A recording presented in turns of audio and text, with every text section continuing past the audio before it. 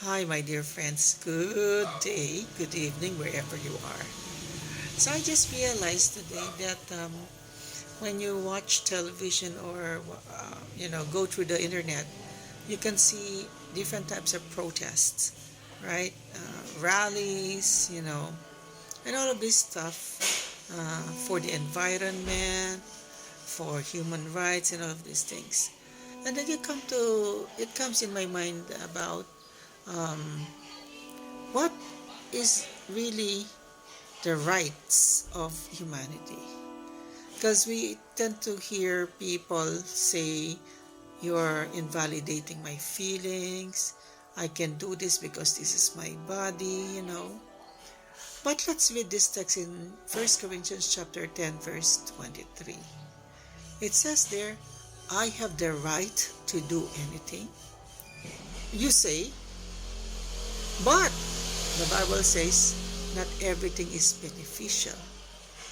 And you can say, "I have the right to do anything." But the Bible says, not everything is constructive. Imagine that, my dear friends. A book that has been written ages ago is still applicable with our social behavior in our generation, in this 20th century, 2024. Because it's true. Everybody says, "This is my right. I should do this. This is my body. I work hard for it." But the Bible says, "Hey, wait, that everything you can do is something that will benefit you physically or even spiritually." We have to be careful, my dear friends, because the Bible teaches not everything is beneficial, even if you have the right to do it. Not everything is constructive or can build you, even if you have the right to do it. So we have to balance it. Now the question comes in mind is, if people just keep on doing what they want to do, this may be the result that happened long time ago in Genesis. Let's check the verse. Okay, let's read this. "The Lord saw how great wickedness of human race had become on the earth, and that every inclination of the thoughts of human heart was only evil all the time." And the sad part is the Lord regretted that he had made human beings on the earth and was what? Deeply, okay, let me trace it down. Trouble. Okay, sorry about that. I have to scroll down. So what happened here? I think that's the result of human freedom if we take away God from our lives. I think that's going to be the result of humanity if they stop reading the Bible or connecting to Christ. Wickedness of the human race had become what? Great. And every inclination would be what? Evil, my dear friends. I believe that. Because the only thing that will neutralize us is what? God's Word, God's guidance. Without that, wickedness will abound because man has this human tendency to love bad things or do bad things more than good because it is now our nature. And it can only change if we submit to God, my dear friends. Now, do I have proof that God is really want us to live a holy life? Okay, let's get another verse. Okay, it says there, "Be holy in all you do, for it is written, 'Be holy, because I am holy.'" Okay, and that's in Peter, First Peter. Now, imagine that, my dear friends. Yes, we are called to live a holy life. We are called to choose what is right. But we can only do that if what? Okay, let's go to another verse. Here it is. Let me go down a bit.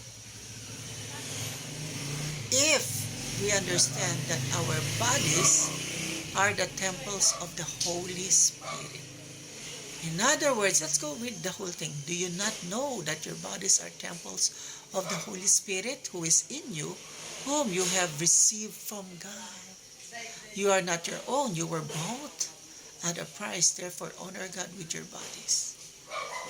There you go, my dear friends. Honor God with the way you decide in life. Let the Holy Spirit control us so that we would not what?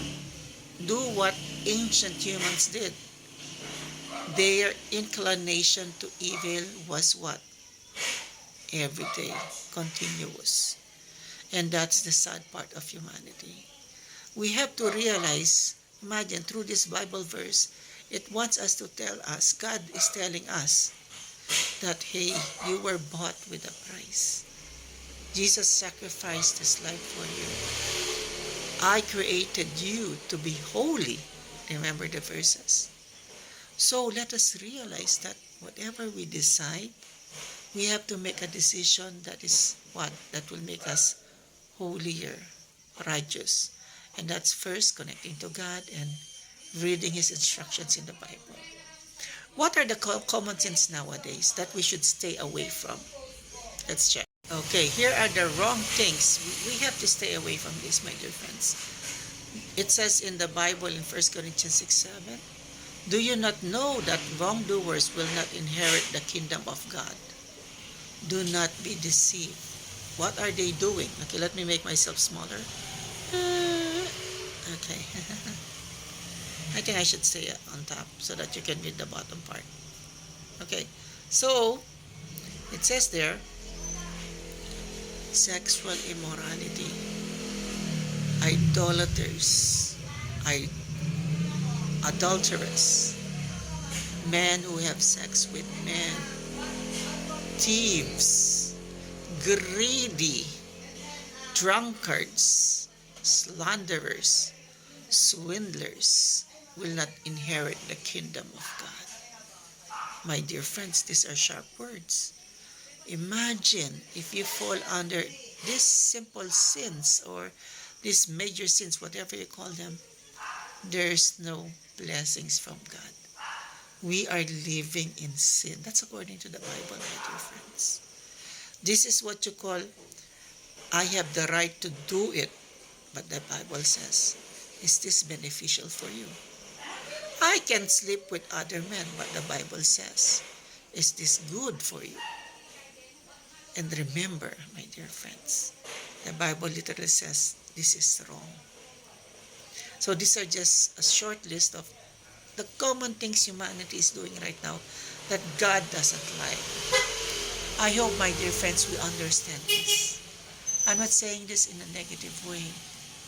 I hope this is a call to all of us because we want to make this world a better place, my dear friends. We want this world to what? To succeed in goodness. We want this world what?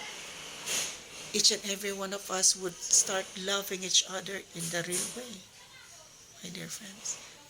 So, I hope this simple message help us realize that we have a mission to fulfill. Not only are we going to be a blessing to others, but we have to check ourselves if we are truly connected to God, if we're living a holy life.